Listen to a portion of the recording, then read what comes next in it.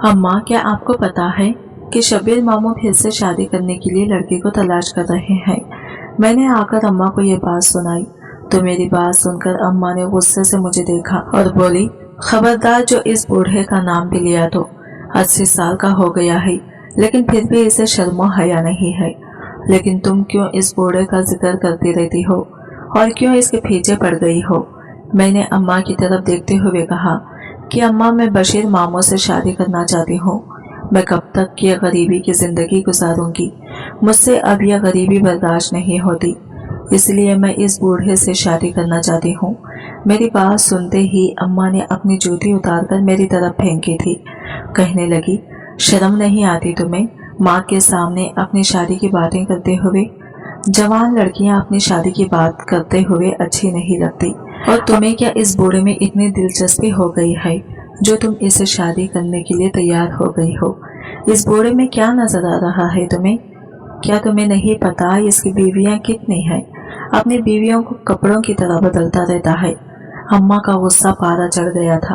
अम्मा, मुझे सब पता है, वो जवान लड़कियों को थोड़े दिनों के लिए ही अपनी बीवी रखता है, लेकिन तुम ये भी तो देखो कि इसे शादी करने के बाद उन लड़कियों की जिंदगी बदल देता है। अगर मेरी भी शादी उस बूढ़े से हो गई तो सोचो, मेरी भी जिंदगी संवर जाएगी और हम इस गरीबी से निकल सकते हैं। हम कब तक ये गरीबी की जिंदगी गुजारेंगे माँ? अब्बा के जाने के बाद तो हमारी जिंदगी में फाका ही हमारे पल्ले पड़ गया है। हमारी मदद करने के लिए तो कोई भी तैयार नहीं है। तुम गई थी ना खाला के घर मदद मांगने के लिए, क्या मदद की उन्होंने तुम्हारी? मैं अम्मा के सामने खड़े होकर ये सब सवाल पूछ रही थी। अम्मा मुझसे नजरें चुरा गई थी, क्योंकि मुझे पता था इस बार भी खाला अम्मा की मदद नहीं करी थी। अम्मा आज भी खाली हाथ लौट आई थी। बताओ, क्या दिया खाला ने तुम्हें? मैं नाराज होते हुए अम्मा से लड़ पड़ी थी। मेरी बहन के पास भी कहाँ कुछ होता है, जब इसके पास होता है तब वो हमारी मदद कर देती है। अब जबरदस्ती तो इससे लेकर नहीं आ सकते ना। अम्मा की बात सुनकर मुझे हंसी आ गई। अम्मा, शुएब भाई को दुबई गए हुए 3 साल हो गए हैं। खाला का घर भी बन गया और रहन सहन भी बदल गया है, लेकिन तुम्हारे सामने इनका रोना ना गया। खाला से तो मैं इतनी भी उम्मीद नहीं रख सकती कि वो हमारे मरने पर भी आएंगी, और तुम हो कि बार बार इनसे मदद मांगने के लिए इनकी दहलीज पर चली जाती हो और हर बार खाली दामन लिए वापस आ जाती हो। यूं कब तक अपने हाथ फैलाए खाला से भीख मांगते रहोगी? मैंने बिना जबान को लगाम दिए अम्मा से ये सब बातें कहा तो अम्मा को तो मेरी बातें सुनकर बहुत गुस्सा आ गया था। मुझसे पूछा, आखिर तुम चाहती क्या हो? क्या इन सब बातों के लिए तुम्हारी शादी इस बूढ़े से कर दूं? सिर्फ इन सब बातों के लिए मैं तुम्हारी उस बूढ़े के साथ शादी करके तुम्हारी जिंदगी बर्बाद कर दूं? क्योंकि इस बूढ़े के पास बहुत पैसा है। क्या तुम चंद पैसों के लिए अपनी जिंदगी बर्बाद कर लोगी? जब वो तुम्हें तलाक देकर घर से निकालेगा ना, तब पता चलेगा। अब तक ना जाने वो कितनी बीवियों को छोड़ चुका है। अम्मा चारपाई पर बैठी माथे पर आया पसीना पोंछने लगी और मैं अम्मा के कदमों में बैठ गई। अम्मा, 6 महीने 10 महीने 1 साल जितने दिन भी इसके घर में रहूंगी, अच्छा खाऊंगी, अच्छा पहनूंगी, निकाह करते वक्त हक महर में बड़ी रकम लिखवाऊंगी, तो तलाक के बाद खाली हाथ नहीं लौटूंगी। पैसा हाथ होगा तो हम अच्छी जिंदगी गुजार लेंगे। वैसे भी इस छोटे से घर में इस गरीबी के साथ कौन हमारे घर रिश्ता डालेगा? तुम्हें लगता है कि फुप्पो अयान का रिश्ता लेने आएंगी? वो फुप्पो जो अब्बा के मरने के बाद मुंह बनाकर ईद के ईद मिलने आती है, वो अपने बेटे का रिश्ता मेरे लिए लाएंगी। तुम्हें ऐसा लगता क्यों है? मैंने अम्मा के दिल से अयान का ख्याल निकालना चाहा, क्योंकि मुझे अच्छी तरह मालूम था कि फुप्पो कभी अपने बेटे का रिश्ता हमारे घर नहीं लेकर आएंगी। बड़े नखरे थे इनके। बहुत मुंह बनाकर सिर्फ ईद वाले दिन आती, वो भी इसलिए ताकि मरहूम भाई को रोजे महशर अपना मुंह दिखा सके, वरना ना इन्हें मुझसे कोई हमदर्दी थी, ना अम्मा से कोई वास्ता। अयान तो हमारे घर के दरवाजे के अंदर कदम रखना भी गवारा ना करता था। अपनी गाड़ी में ही बैठा रहता और 5 मिनट बाद ही फुप्पो को फोन करके बाहर बुला लेता। ये सब देखने के बावजूद भी अम्मा को पता नहीं क्यों ऐसा लगता था जैसे फुप्पो रिश्तेदारी का पास रखेंगी और यतीम भतीजी को भी आकर ले जाएंगी। अम्मा, तुम्हें नजर नहीं आता फुप्पो हमें कितने हकारत से देखती हैं? रशीदा की शादी पर जानबूझकर हमें नहीं बुलाया था और बाद में झूठ कह दिया कि सादगी से शादी की है, जबकि तुम और मैं भी जानते हैं कि फुप्पो ने अपनी इकलौती बेटी की शादी कितनी धूमधाम से की है। मेरी बात सुनकर अम्मा की आंखों में आंसू आ गए। आहिस्तगी से अपने आंसू पोंछते हुए कहने लगी, क्या करूं बेटी, तुम्हारे बाप के जाने के बाद यही चंद रिश्तेदार हैं जिनसे उम्मीद बांधे बैठी हूँ। अगर ये भी मेरे काम नहीं आएंगे तो कौन आएगा। बस यही सोचती हूँ जैसे भी हैं तुम्हारी फुप्पू तुम्हारे अब्बा की बहन है, क्या पता इन्हें हमारे हालात पर रहम आ जाए। अम्मा की आंखों में अभी भी उम्मीद के दिए जल रहे थे। मैंने गुस्से से सर पटका और कहा, अम्मा, इन्हें ना हम पर रहम आएगा और ना ही रिश्ता आएगा, और अरमान के रिश्ते के इंतजार में तुम्हारे अरमानों का तो पता नहीं, लेकिन मेरी जवानी जरूर निकल जाएगी। अभी जो मौका हाथ आने वाला है वो भी नहीं आएगा। फरीदा बता रही थी कि शब्बीर की बीवी इसके लिए रिश्ता ढूंढ रही है। इन्हें कोई जवान और सेहतमंद अच्छी लड़की चाहिए, क्योंकि शब्बीर को सेहतमंद लड़कियां पसंद है। अगर तुम राजी हो जाओ तो फरीदा के जरिए मेरा रिश्ता डलवा दो। अम्मा, मुझे कोई एतराज नहीं इस 80 साल बूढ़े से शादी करने पर।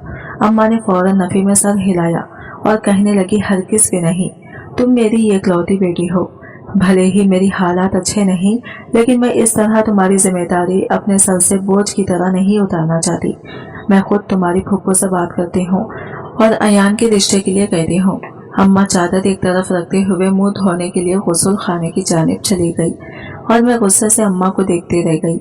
मुझे अच्छी तरह मालूम था कि फुप्पो का जवाब क्या आएगा, लेकिन पता नहीं अम्मा को कौन सी उम्मीदें थी जो टूटने का नाम ही नहीं ले रही थी। मैंने भी ये सोचकर मजीद अम्मा से झगड़ा न किया कि फुप्पो ने कौन सा हामी भरनी थी।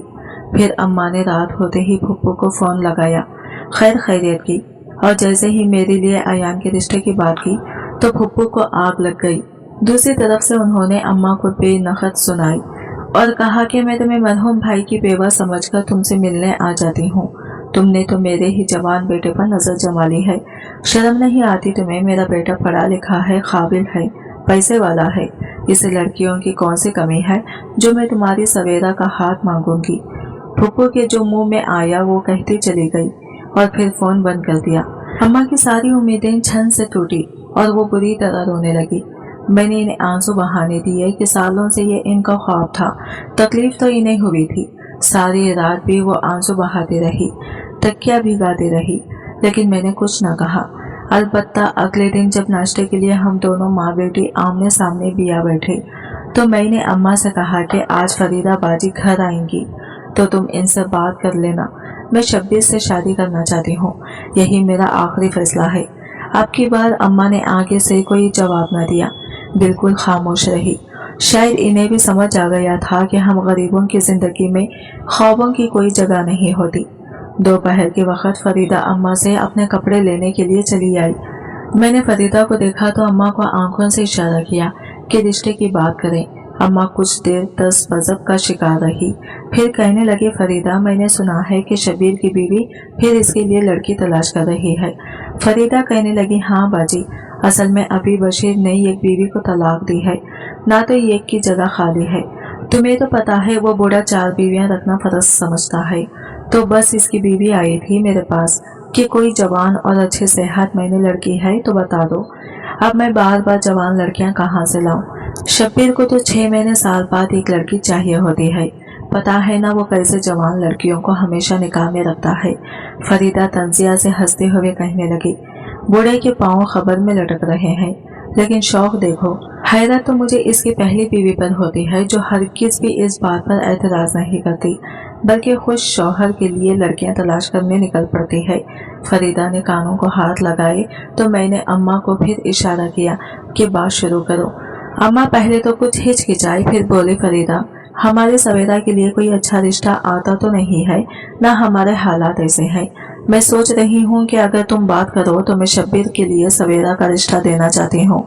बड़ी मुश्किल से अम्मा ने लफ्ज़ अदा किए थे और फरीदा बाजी पूरी तरह उछल पड़ी थी। दिमाग ठीक है तो सायरा, जवान और खूबसूरत बच्ची को क्यों बूढ़े के हवाले कर रही हो? सुना है बहुत ही रंगीन मिजाज है। सबको ही मालूम है कि ज्यादा अरसा वो किसी भी बीवी को नहीं रखता, साल भर के अंदर ही बीवी बदलता है। फिर क्यों तुम अपनी बेटी की किस्मत अपने हाथों में खराब करना चाहती हो? कुछ अरसा इंतजार करो, अल्लाह की मर्जी होगी तो अच्छा रिश्ता भी आ जाएगा।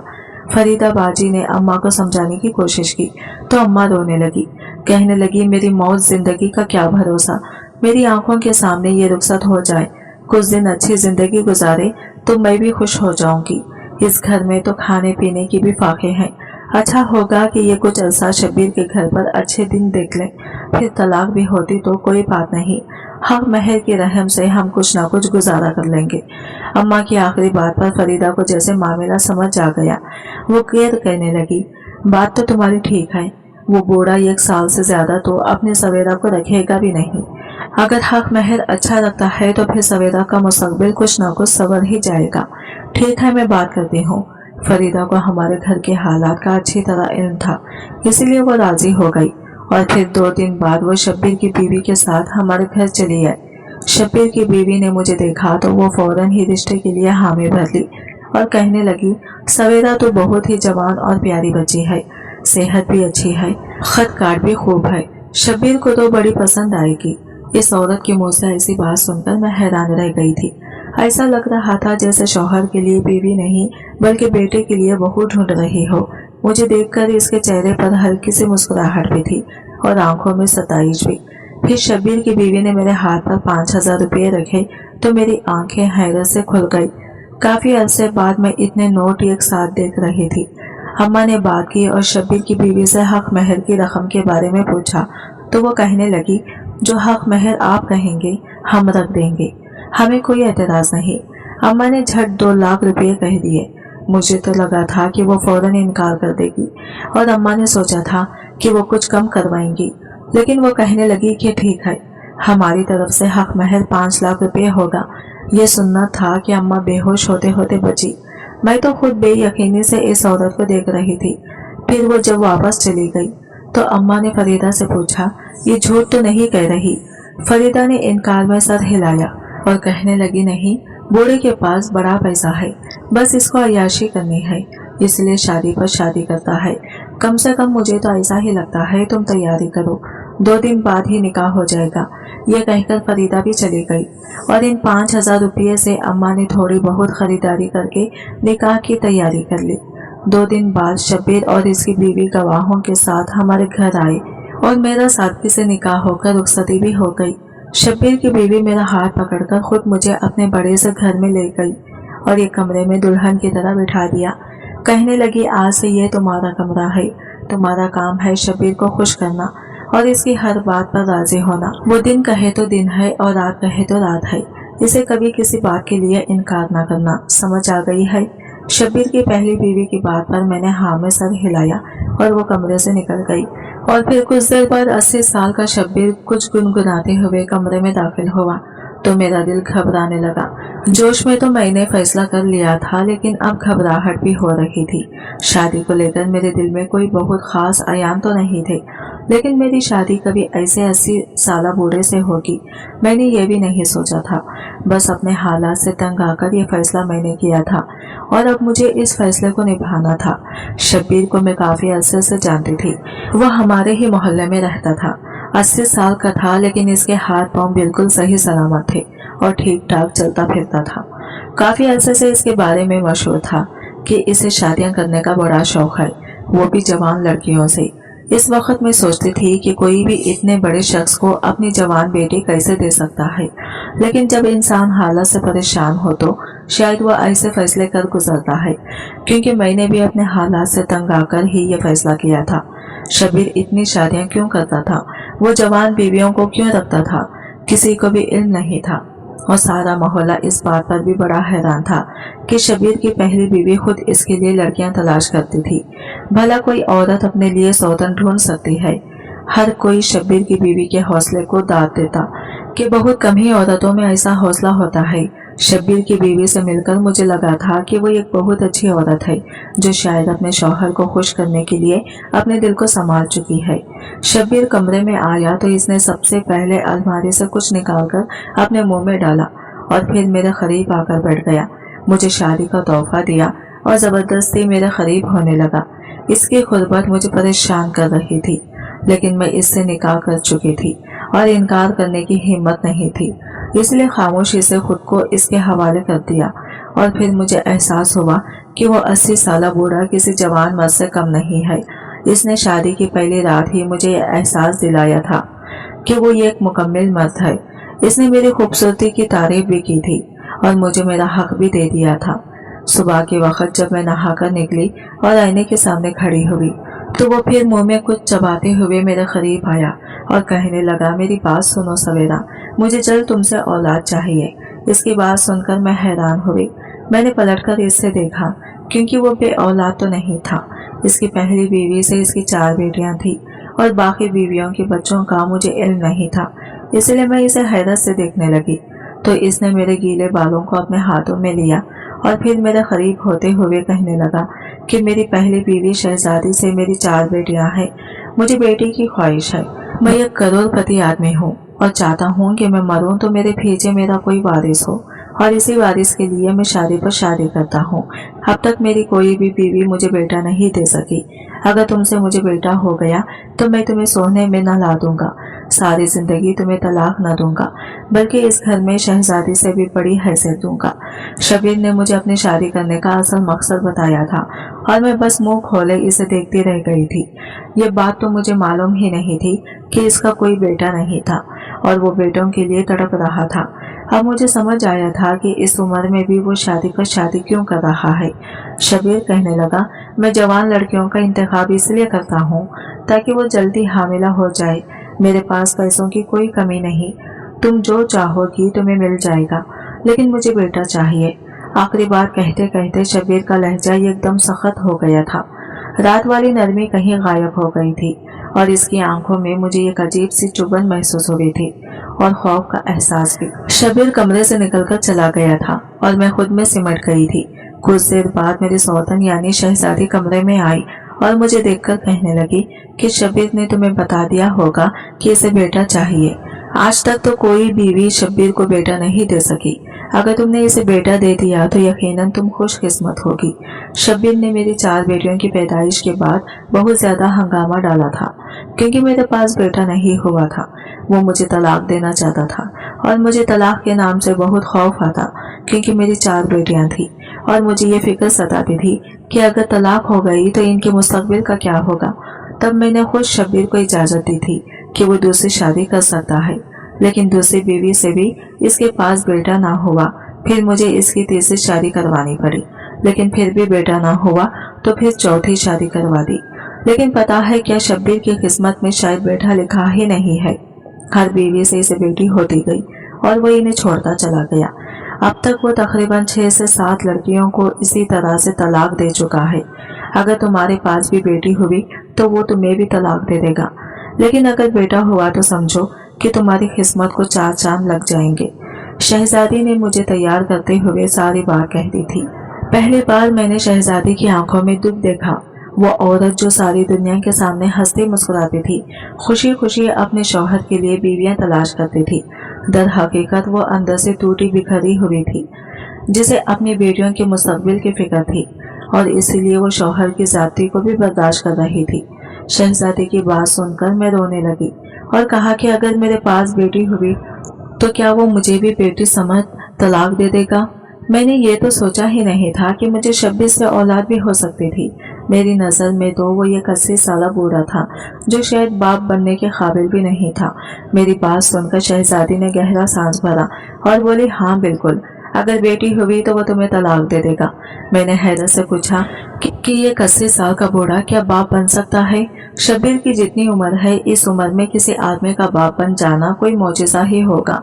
मेरी बात सुनकर शहजादी हंसी और बोली, तुमने देखा नहीं, वो दिन रात अपने मुंह में कुछ रखता है, वो कोई खास चीज खाता है जिसकी वजह से इसकी ताकत में आज तक कमी नहीं आई और इसने अपनी हर जवान बीवी को हामिला करके ही छोड़ा है। शहजादी की बात पर मुझे ख्याल आया कि रात को कमरे में आते ही मेरे शौहर ने अलमारी से निकालकर कुछ खाया था और फिर सुबह उठते ही इसने वही चीज खाई थी। अगर मैं इस चीज को गायब कर देती तो फिर कभी हामिला ना हो पाती। मैंने शहजादी के सामने तो ये बात ना की, लेकिन इसके जाते ही अलमारी की तलाश ली, मगर अलमारी का एक हिस्सा लॉक था जो मेरी कोशिश के बावजूद भी ना खुला। अब तो मेरे दिल में अजीब और गरीब ख्याल आने लगे। अगर मैं हामिला हो जाती, मेरे पास भी बेटी होती, तो मेरी जिंदगी तो पूरी तरह खराब हो जाती और साथ साथ मेरी औलाद की भी।